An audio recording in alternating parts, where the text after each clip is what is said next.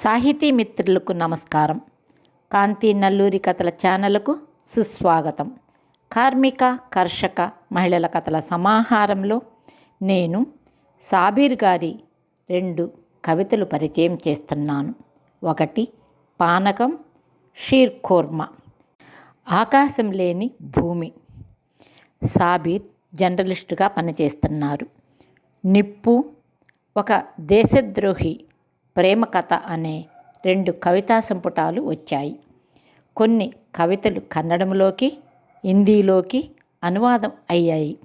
సాబీర్ కవే కాకుండా మంచి కథకుడు కూడా. ఫేస్బుక్లో యాక్టివ్గా ఉంటారు.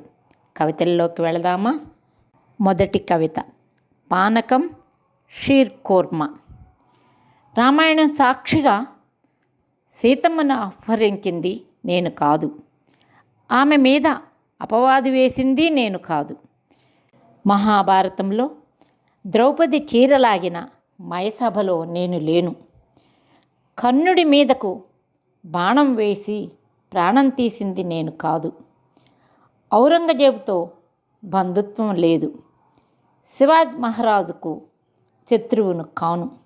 మరి నీకు నాకు మధ్య చెడిందెక్కడో చెప్పు. నీకు గుర్తుందా? అర్ధరాత్రి మసీదులోకి దూరి అల్లా కోసం వెదికేవాళ్ళం. అస్సలు కనిపించేవాడే కాదు. పూజారి లేనప్పుడు గుళ్ళోకి వెళ్ళి సీతారాములతో మాట్లాడేవాళ్ళం. ఎంతకు బదులిచ్చేవారు కాదు. వినుకొండ రామలింగేశ్వర స్వామి తిరునాళ్ళల్లో కొండెక్కి సందడి చేసేవాళ్ళం. దేవరాజు గట్టు హనీఫ్ షా ఖాద్రీ ఉరుసులో జెండాలు మోస్తూ తిరిగేవాళ్ళం. శ్రీరామ నవమి పానకం, రంజాన్లో వండిన షీర్ ఖోర్మా మన బాల్యానికి తీపి గురుతులు. ఇప్పుడు ఆ పానకంలో విషం కలుపుతుందెవరు? షీర్ ఖోర్మా చేదెక్కింది ఎందుకు?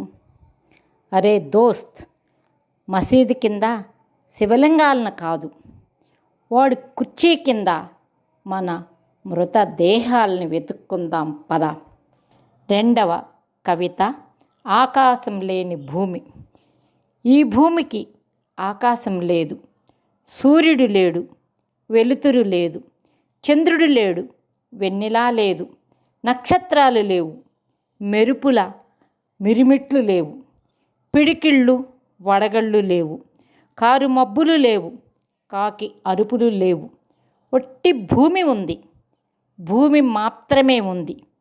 తెగిన బొటను వేలులా ఉంది భూమి. అంటరాని దేహంలాంటి భూమి. తెగ్గోసిన నాలుకలా గిలగిలా కొట్టుకుంటున్న భూమి. పీకేసిన కనుగుడ్డుల రసి కారుతున్న భూమి. పేరులేని సమాధి లాంటి భూమి. కిక్కిరిసిన జైలు లాంటి భూమి. ఒట్టి భూమి మాత్రమే ఉంది.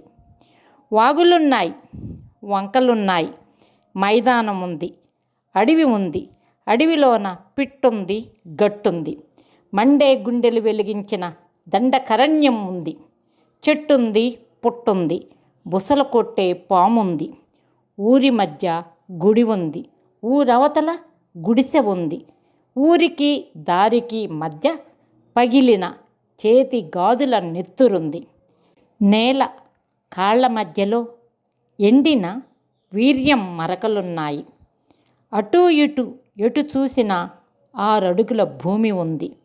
భూమి చుట్టూ గద్ద కన్నుల పహారాలో రాజ్యం నగ్నంగా నర్తిస్తుంది. అంగరక్షకుల ఎంగిలాకుల మధ్య దశావతారాల పులిరాజు కులుకులున్నాయి.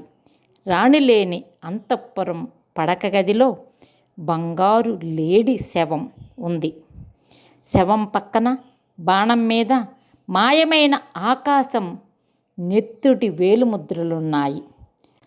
ఆకాశం లేని భూముంది. దేవుడున్నాడు, రాముడున్నాడు, బుల్డోజర్లున్నాయి, ధ్వంసమైన నీడలున్నాయి, నిలబడి కలబడుతున్న మొండి గోడలున్నాయి. గోడల గుండెల మీద సూర్యకిరణాలు ముద్దాడిన ఎర్రెర్రని జాడలున్నాయి. ఎగిరే జెండాలున్నాయి. వెలిగే పిడికిళ్ళున్నాయి. తల్లి పేగు తెంచుకుని పుట్టిన విప్లవ గీతాలున్నాయి. పురిటి వాసనల ప్రశ్నలున్నాయి. ఆకాశం లేదు, భూమి ఉంది. కన్నులున్నాయి, కలలున్నాయి. రేపు